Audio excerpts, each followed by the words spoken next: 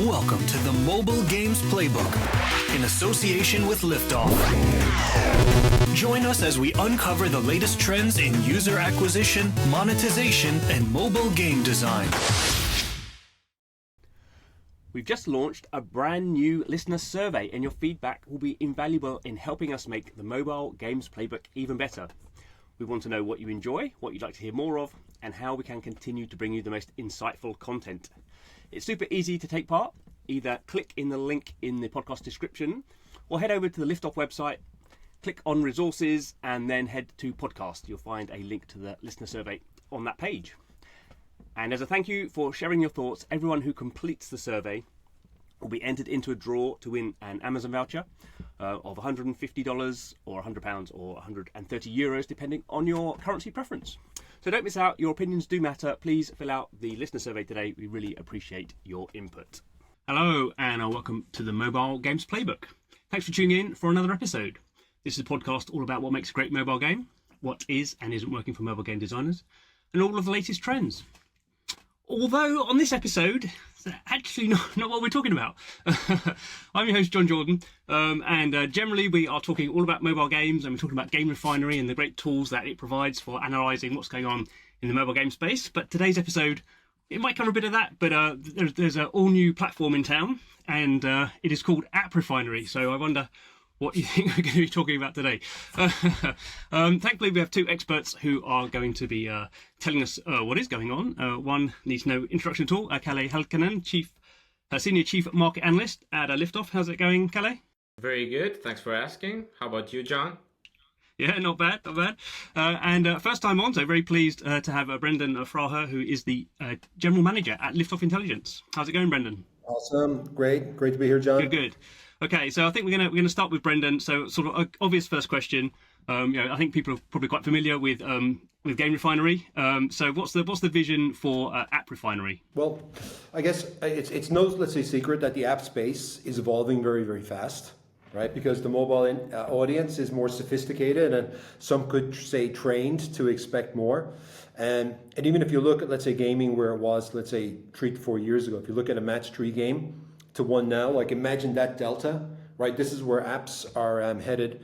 But of course the timeline is different because, games have already, let's say, evolved. The audiences are the same, right? You can't just say that there's a gaming audience or, let's say, an app audience. It's just people who use their phone. Like, you just spend your time, let's say, different things. And of course that's the battlefield, right? The engagement battlefield, right?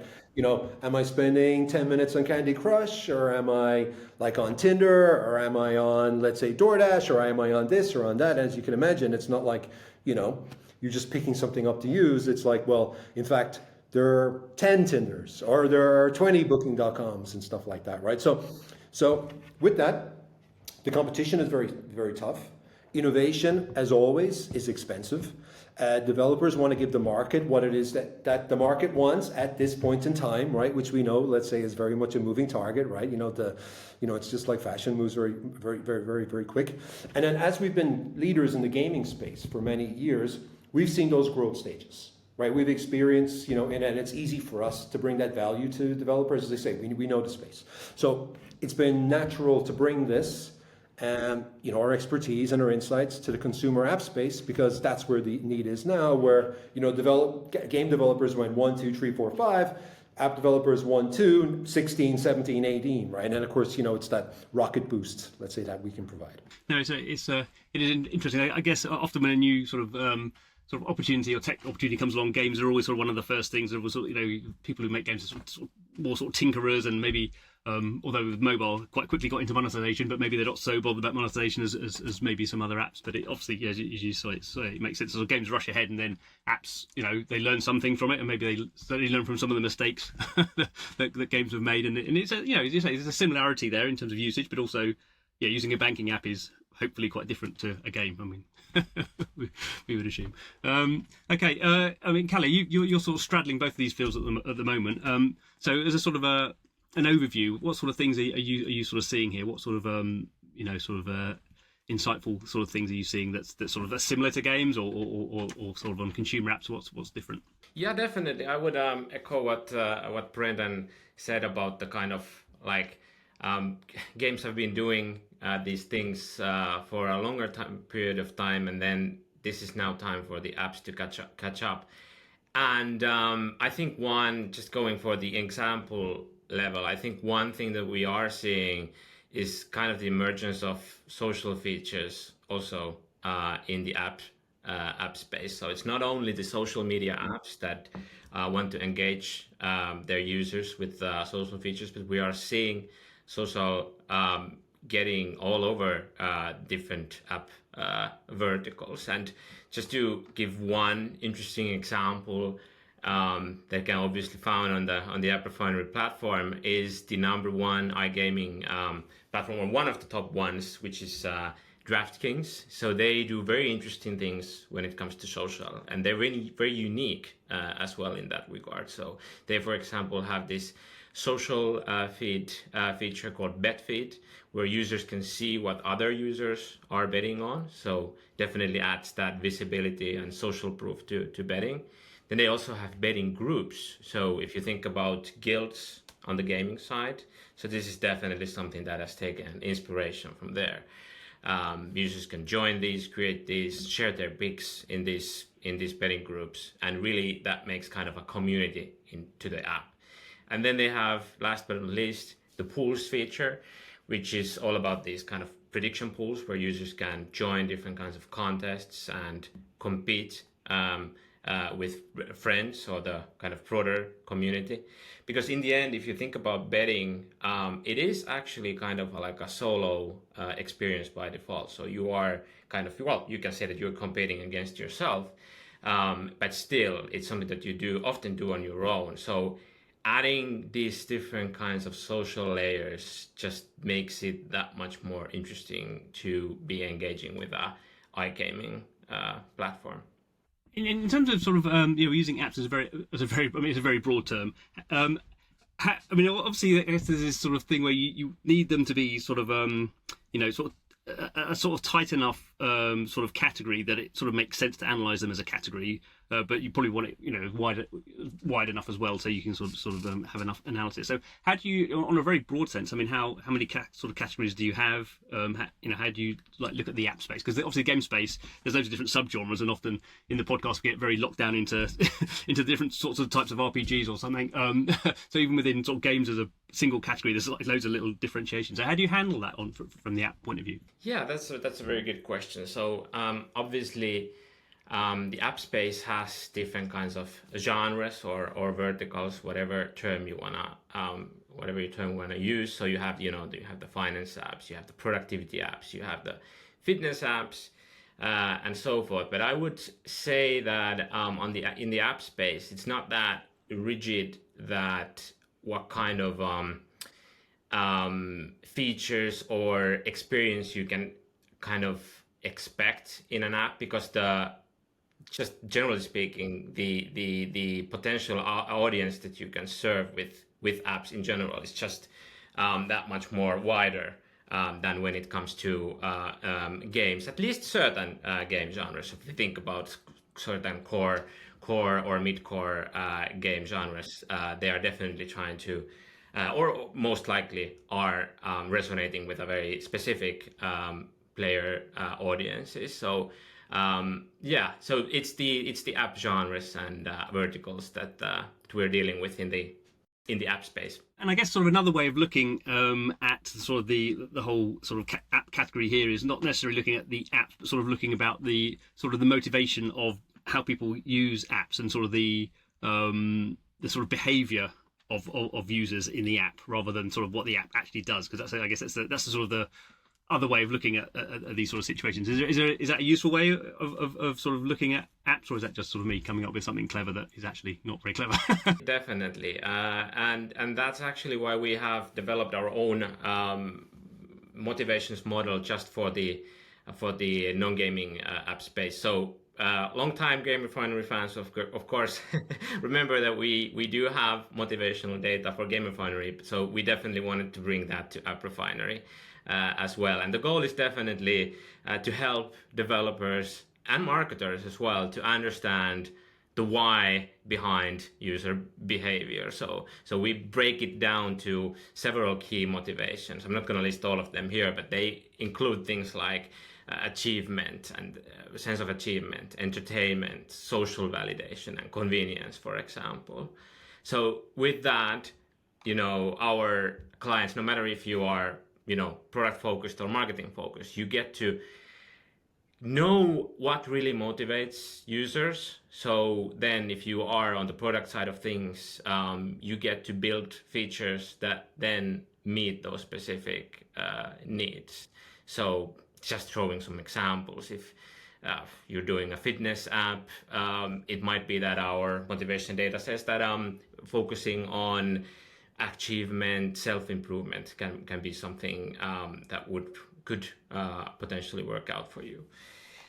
So it helps you to make better features that are more aligned with your audiences. And then also for the marketing and UA side, so you get to target the right users, which is of course very important. So understanding what motivations your kind of ideal users are driven by is of course very important, and we can help with that. So you get to target them then with ads that actually speak to their needs. So let's say again, like I mentioned the fitness app, so it might be that achievement, showing content that is related to achievement related features could potentially work, for example, there. Or if you have a crypto app, it might be that competitive content, maybe competitive features could be something that could really resonate with your user base. And what's really interesting about this as well, right, as I said earlier, is that all of these trends, let's say, change, let's say, over, right? So for example, just as Kalle was saying, that you've got, the achievements, let's say, in fitness, because of course you have those goals and stuff like that. But then if you marry it, let's say, with a social system, and maybe like a best of breeds, like not just, and as Kalle knows, you can't just say social system, right? It has to be, well, how does it work, right? How do you interface? How are you doing, let's say, your tasks? How are those communicated and stuff like that? That can also provide that secondary, third motivator.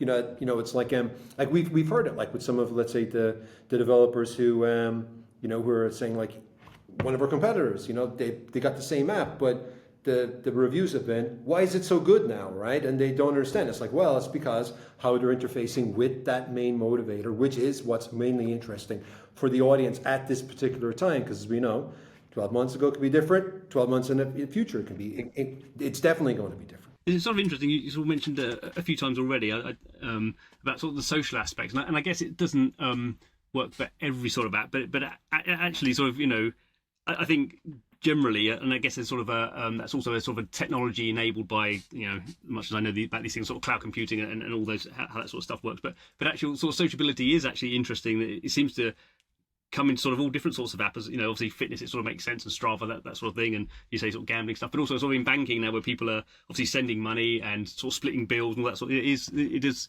and I guess, that is something that maybe not predominantly has come from gaming, but gaming has certainly sort of shown a lot about.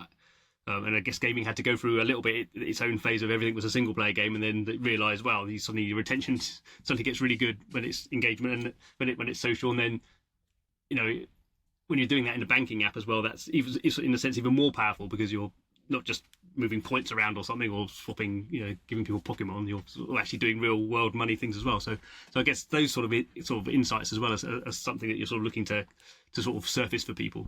Yeah, in the non-gaming app space, well, this applies to many other feature categories, but also to social, that it can be something surprisingly small that can be the kind of the first step. So taking, for example, Airbnb as an example. I don't know if you've checked out the app recently, but they nowadays have, for example, these collaborative planning tools for your trips, where you can share the trip with your family members or friends, and then you can make notes, you can each other's picks for the location to go to, and stuff like that. So it can be very, you could and you should think it from the lens of your vertical.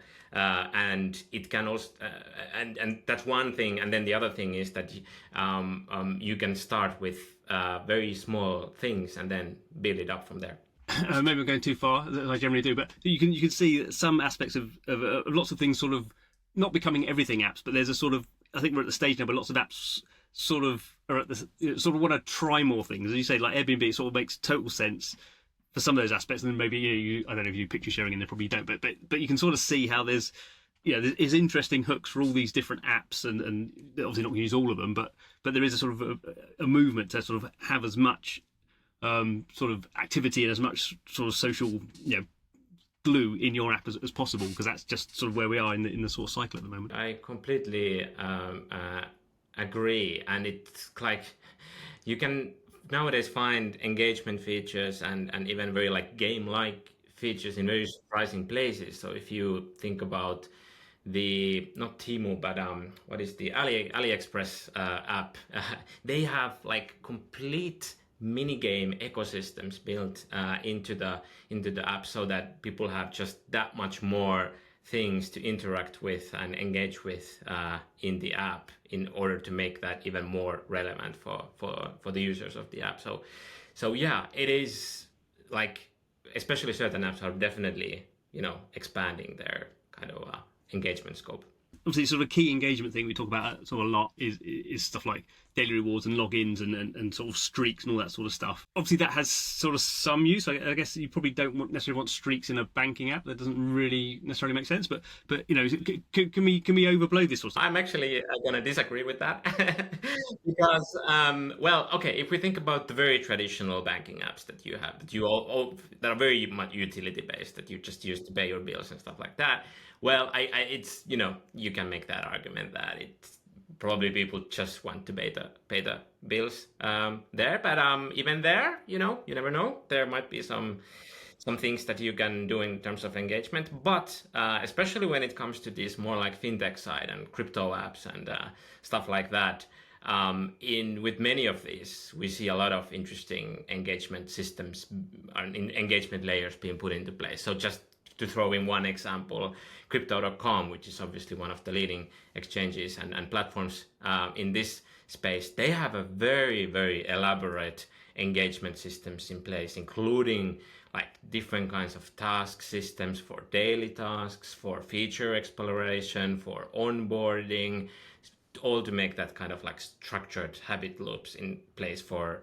Of course, the goal is to get people to log in daily to the crypto app, because it might be so that I think like many users are not going to make transactions every day, so you have that another layer to incentivize you to come in, and you have badges and achievements and yes, those streak systems that you mentioned as well actually nowadays. So every day you log in, you get this in-game currency diamonds, and then there is a specific store where you can use that currency to exchange it for various in-app rewards. I would like to say, right, before let's say people go, yes, is that what I need to have, but we have seen there are good ways and there are bad ways of doing it, right? I mean, it's very easy to over-egg, right? So I would say, John, you're maybe showing your age now with, a daily login bonus. Like maybe that's like, we're even thinking, let's say that's maybe like a little bit in the past, right? Where now there's, let's say, 8 different engagement systems, right?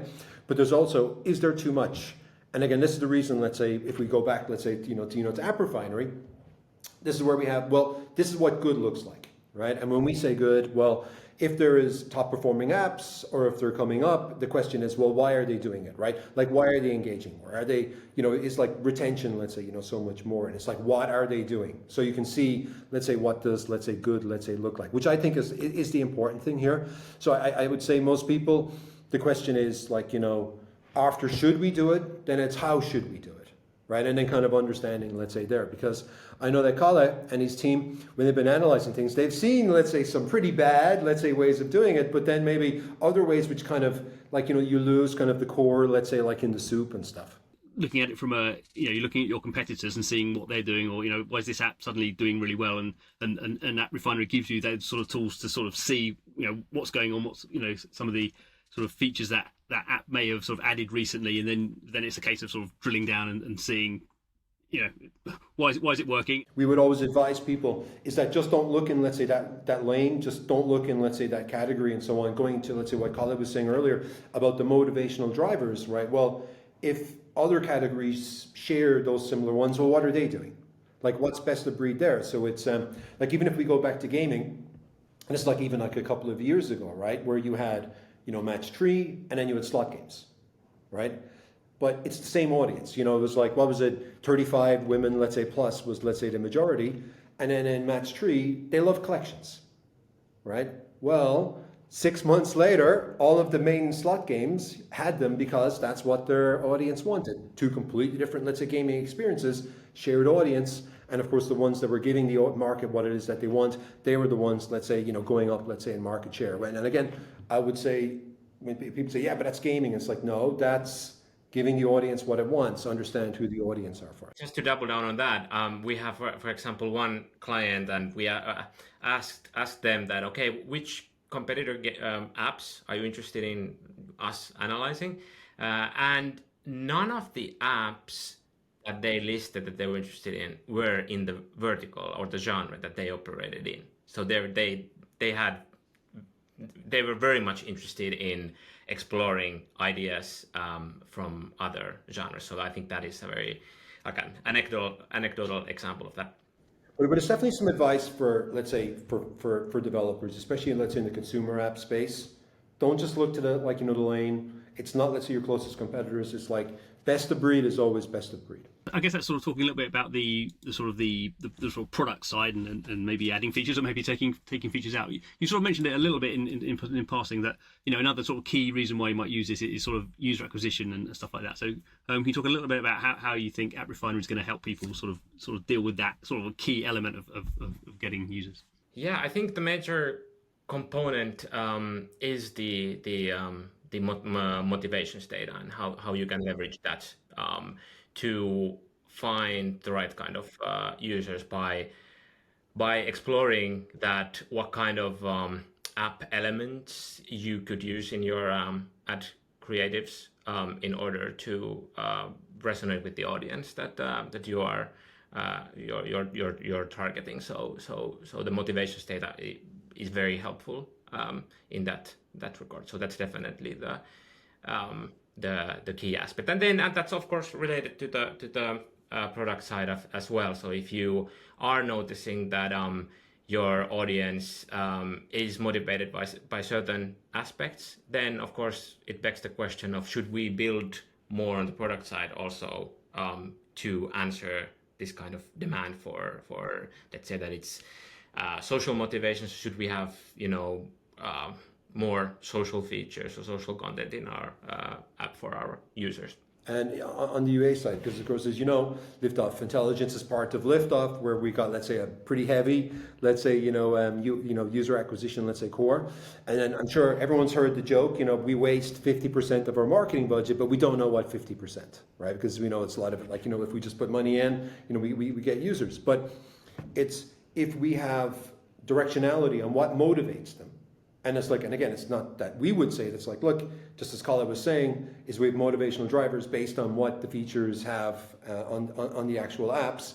And if this is what the audience says that we like, and then you build creatives that are informed by those major motivators, already you're really narrowing it down, to sort of like, less of the shotgun approach, more of kind of, let's say, like, zooming in. I wonder if we ever get to the situation that we've had a lot in games where people invented ads that were nothing to do with the games, and then people liked that gameplay so much they ended up adding those mini games into their games, and their games ended up becoming what the ads were in the first place. Probably dealt with that in your banking app, but it's sort of interesting, isn't it? Because it goes back to what you've been saying about it is, there's things like ads and features that maybe competitors are using, but that's sort of giving you some behavioural sort of guidance in what consumers want that maybe you didn't think they wanted, or maybe you didn't want to give it to them for some reason, but you sort of start to see. Or that you didn't realize that they were already exposed to this for many years, and that sort of, let's say, either expectation,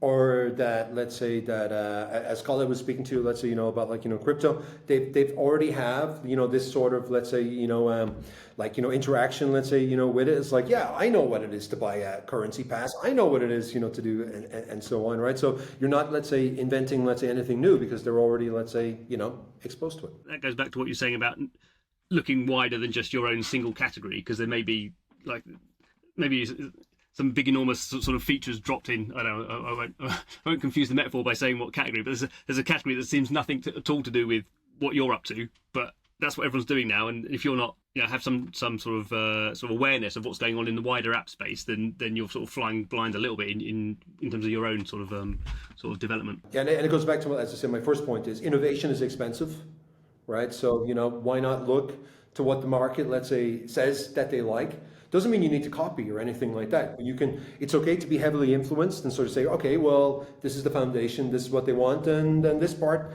this is where we're going to innovate and be like, what our, let's say, main, let's say, USP is going to be. When people started using AppRefinery, is there anything sort of obvious that a lot of people have been saying about what it gives them? I guess, or maybe we go back to the same point, which was, understanding what the wider space is actually doing. Understanding that, yes, gamification. I know everyone, let's say, was rolling their eyes. No, it's not a game and stuff like that, right? But I guess the other word would be, it's like, better user engagement, right? And understanding that actual fact that, we have, let's say, like a fitness app, we've got lots of like 20 to 30, let's say, males, let's say, on it. It's like, well, when they're on their phones, this is what they enjoy doing, right? It's like, oh, we like being part of a guild, right? And we like to be in battle with this guild, right? But in fact, it's just online people are, using, let's say, their sport app, and this is what we're doing and stuff. But all of those different systems, they've already been, let's say, worked on by these billion-dollar companies. They've really, let's say, let's say, finessed them and so on. And then you can literally just take that, and put over. And then that was a real, let's say, mind opener, let's say, for a lot of companies. Yeah, and we're really in a unique position in the sense that we have the GameRefinery platform, and we have all the data and the content that we've been putting there for the last 10 years. So there's a lot of also kind of inspiration that can be drawn from the other platforms, and it also, and vice versa as well. So we've already had cases where our gaming clients have been very interested in knowing more about the non-gaming app space as well. Yeah, and for good reason, because that's their audience time, right? So for example, it's like, just you were saying, John, it's like, I'm using my banking app, I just go there, right? Yeah, but now maybe, okay, I'm gonna do some crypto or whatever. But as Kalle said, yeah, I'm now spending 25 minutes, let's say, like on my train journey, let's say, inside, because it's so engaging, right? That can be, let's say, revenue loss, time loss, advertising revenue lost, let's say, from, let's say, those games. It's funny when you say sort of gamification, which is a term that sort of everyone always sort of apologises for using or sort of grimaces when they say it. But I guess sort of what you're saying here is sort of, we may not, it's not even worth using that term because everything has been games are now so wide that it's like everything's been oxygenified. It's just sort of that's how you interact with mobile apps. The fact it's sort of come from games is somewhat irrelevant, I suppose. The final question is always when you've explained something that's new and fantastic and everyone should look at, and then the question's always so what else are you doing?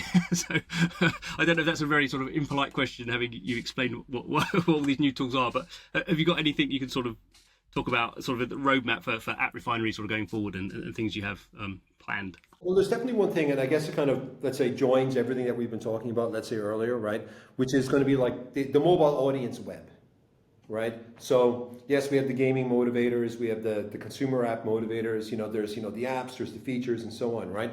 But maybe towards the end of this year, start of next year, it's like, well, what could that mobile user be? Doesn't mean gaming, doesn't mean apps, because of course, as we're saying, that's the competition. It's the competition, let's say, for the audience's, let's say, time. So that's something which insights, let's say, we will have, let's say, like, in the future. And of course, surfacing insights easier, right? It's like, I always find it, let's say, amusing that the number one interface that people like now is a GPT, let's say, text box, right? Like that's obviously it's going to, let's say, change and it's going to evolve and so on, but that's, let's say, what people, let's say, want at the moment. And then if we think it's just, insights, let's say, that they call for. Yeah, if John, you would have asked us what are the current, like, non-gaming app trends, I think like different kinds of AI related features would have been quite on the top of my list.